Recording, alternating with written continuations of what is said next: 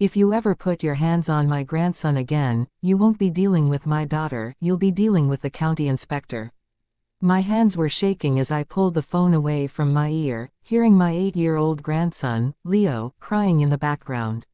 My son-in-law's father, Richard, had just grabbed Leo by the collar and yanked him out of his chair at a family dinner just because the boy accidentally spilled a glass of juice. Richard thought he was the big man in the room, a wealthy commercial landlord who used his money to bully everyone around him. He thought because my daughter and her husband were renting one of his properties, he owned them. He had no idea that the commercial building bringing in 80% of his monthly revenue was sitting on 3 major, uncorrected structural violations I documented during my 30 years as the chief municipal inspector. If you're new here, subscribe, I post a new story every day. Because when an arrogant bully puts hands on a child, you don't argue with him, you pull the one lever that shuts his entire world down. Now here's where I'd have lost it, but I forced myself to stay calm for my daughter's sake. Let me give you the background here, because you need to understand the kind of man Richard is. For 3 years, Richard treated my son-in-law, Mark, like an employee rather than a son. He controlled Mark's business, constantly reminded my daughter that they were living in his house, and acted like his money made him immune to basic decency. My daughter, Maya, always told me to let it go, saying, "Dad, please, he's Mark's father, we just have to keep the peace." So I kept my mouth shut. I sat at birthday parties, swallowed his condescending comments, and played the quiet, retired grandpa. Wait, read that part again in your head. A grown man snatching an 8-year-old child by his shirt collar over spilled juice at a Sunday afternoon roast. When Maya called me from the bathroom weeping, telling me Leo was hiding in the bedroom terrified, something inside me snapped. I'll be honest, I didn't expect what came next from my son-in-law. Instead of standing up to his father, Mark was in the kitchen trying to calm Richard down, telling Maya that his dad just has a short temper and comes from an older generation. Can you believe that? Excusing a bully who just put hands on your own child. Let me know in the comments below, if a relative laid hands on your child like that, would you cut them off right then and there? I told Maya, pack Leo's bags, get in your car, and come to my house immediately. When they arrived, Leo ran straight into my arms, trembling. Richard had gripped his collar so hard it left red marks across the back of the boy's neck. That was the moment I stopped being the nice, quiet father-in-law. I went straight to my home office, unlocked my desk drawer, and pulled out an old black binder from my municipal inspection days. Would you have confronted the bully face to face first, or gone straight for his biggest vulnerability? Let me know your thoughts down below. 5 years ago, before I retired, Richard converted a downtown warehouse into a commercial strip with 4 high-rent retail tenants. At the time, he tried to rush the permits through, using cheap wiring and unapproved structural modifications on the rear loading docks. I flagged those violations back then, but Richard pulled strings with a former town director to get a temporary operating waiver that was supposed to expire after 6 months. He never fixed those issues. He just assumed everyone forgot. Well, I didn't forget. I sat at my desk, looked up the Active Code Enforcement Division, and executed one final call to my former deputy, who was now the head building commissioner. I gave him the file numbers, the exact safety hazards, and told him, "You have an uninspected commercial property operating with open high-voltage hazards and uncertified load-bearing joists right in the middle of town." Within 24 hours, 2 city inspection vans and a fire marshal pulled up to Richard's commercial complex. They didn't just write a ticket, they issued an immediate emergency closure order until every single structural and electrical code was brought up to current standards. Every single tenant had to shut their doors, and Richard was facing tens of thousands of dollars in emergency contractor fees plus daily non-compliance fines. Do you think using professional leverage for a personal family betrayal is completely justified? Drop your take in the comments. By Tuesday morning, Richard's world was exploding. He called Mark screaming, panicking that his commercial tenants were threatening to sue him for lost business. Mark called me, his voice shaking, "Dad, did you have something to do with this?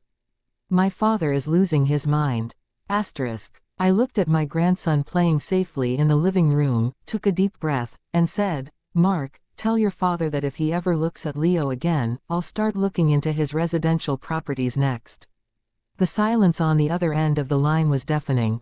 Richard had to pay over $80,000 in repairs and legal fees just to get his commercial building reopened, losing 2 major tenants in the process. He never received an apology from me, and he never got to set foot in my daughter's home again. Mark finally woke up, realized how toxic his father was, and stood by his wife and son, cutting off financial ties with Richard for good. When people think their wealth makes them invincible, they forget that a bully is only as strong as the fear he creates, and once you stop being afraid, his power completely vanishes. What's your final verdict on how I handled Richard? Did he get what he deserved, or should I have taken it even further? Wait, let's pause right here, because you need to understand how quickly a bully's entire front crumbles when his money can't save him anymore. By Wednesday afternoon, Richard's phone was ringing off the hook, but it wasn't city officials offering him a quiet way out. It was his primary commercial tenants, a high-end dentist office and a boutique law firm, demanding immediate lease terminations due to business disruption. They were losing thousands of dollars an hour with their doors locked, and they made it crystal clear that their legal teams were drafting breach of contract lawsuits aimed directly at Richard's personal assets. He tried to pull strings. He called his old contacts at the city building department, assuming a few personal favors could get the shutdown order lifted under the rug. What he didn't realize was that when a retired chief inspector submits a flagged hazard report with 30 years of documented code precedent, no current official is going to risk their career to cover for a disgraced landlord. The inspector on site told him straight to his face, "Mr. Davis, every single electrical junction box and load-bearing beam has to pass independent recertification, or these doors stay sealed permanently." To get that building back up to code, Richard had to hire emergency overnight contracting crews at triple their normal hourly rate. He had to liquidate a chunk of his private investment portfolio at a massive tax loss just to raise $85,000 in liquid cash within 48 hours. And the absolute best part of it all. While he was pacing around his empty warehouse in a high-visibility vest sweating through his expensive suit, my daughter and grandson were sitting peacefully in my back garden eating ice cream. My son-in-law, Mark, finally saw his father without the wealthy facade. He realized that Richard's so-called power was built entirely on intimidation, unpaid bills, and bending rules until they snapped. Mark went home, packed up every single item in the rental house Richard owned, and signed a lease on an independent suburban home 20 miles across town. When Richard tried to stop by to demand a loan from Mark to help cover his contractor fees, Mark stood on the front porch, looked his father dead in the eye, and said, "You ever put your hands on my son again, and the building inspection will be the least of your problems. Get off my lawn." He didn't just lose $80,000 and his primary income source. He lost his control, he lost his leverage, and he lost his family, all because he thought an 8-year-old boy was an easy target to flex his authority on. Do you think Mark made the right call cutting his father off completely, or did it take him way too long to stand up as a parent? Let me know your honest take in the comments. Looking back on this entire situation, it taught me a valuable lesson about standing up to people who think their bank account makes them invincible. A lot of people think revenge has to be loud, aggressive, or full of screaming matches on the front porch. In reality, the most dangerous weapon against an arrogant bully is patience, preparation, and knowing exactly which quiet lever to pull. When you stop letting toxic people hold their money or status over your head, their power vanishes into thin air overnight. Protecting your child or grandchild isn't just about making noise in the moment, it's about making sure the person who hurt them never has the platform to do it again. What is your absolute final verdict on how this situation played out? Did Richard get a fair dose of karma, or would you have handled things differently the moment he put hands on Leo?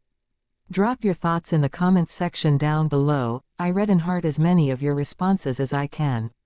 If you enjoyed this story and want to support the channel, hit that like button, share the video with someone who loves a justice story, and click subscribe so you never miss a brand new upload every single day.